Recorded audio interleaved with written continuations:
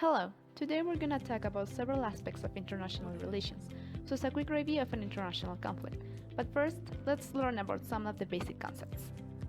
The term international conflict refers to conflicts between different nation states and conflict between people or organizations in several nation states.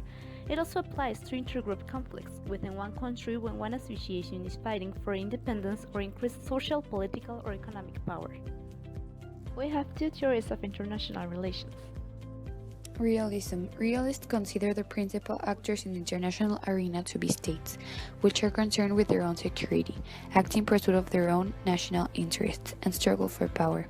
But the negative side of the realist emphasis on power and self-interest is often their distrust, regarding the relevance of ethnical norms to relations among states.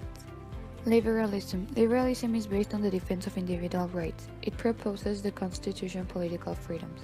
The laws lead to the formation of representative governments and republicans. Speaks of the division of powers, the sovereignty of each country. It's also important in liberalism, and countries also come together to solve problems. As we know, there are several countries with conflicts, and today we're gonna talk about Turkey. But what is exactly happening there? The main actors involved in this event were the President Tayyip Erdogan, the General Sekai Aksakaji, the commander of the Military Special Forces, and Fethullah Gulen. As mentioned before, the realism involves the search of survival of a state in an anarchic world. The state's pursuit keep the power or win more power. A big threat is the division of the state in small territories. In Turkey, there is a huge danger. Is the terrorism divided in two groups, ISIS and Kurds. Realism says, the man is a wolf of man. Erdogan, the president of Turkey, searched to obtain more power.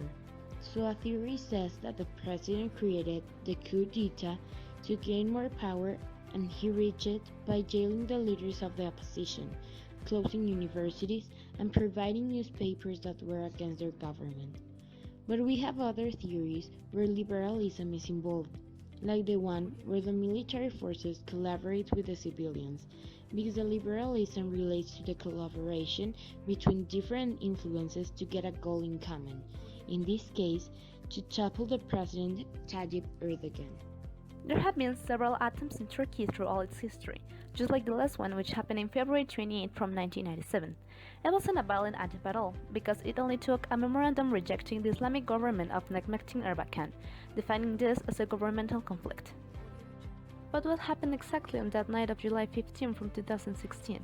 A failed coup happened in Istanbul, Turkey, since the sectors of the Turkish armed forces rose up to try to seize power in the country and declare the martial law, which speaks of giving armed forces or the police as the administration of justice and the safeguard public order. After nearly 7 hours, President Erdogan announced the coup has ended.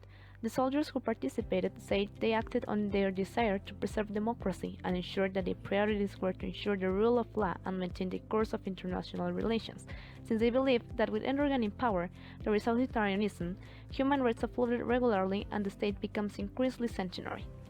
The main reason the coup failed was primarily by the resistance of the population in the streets.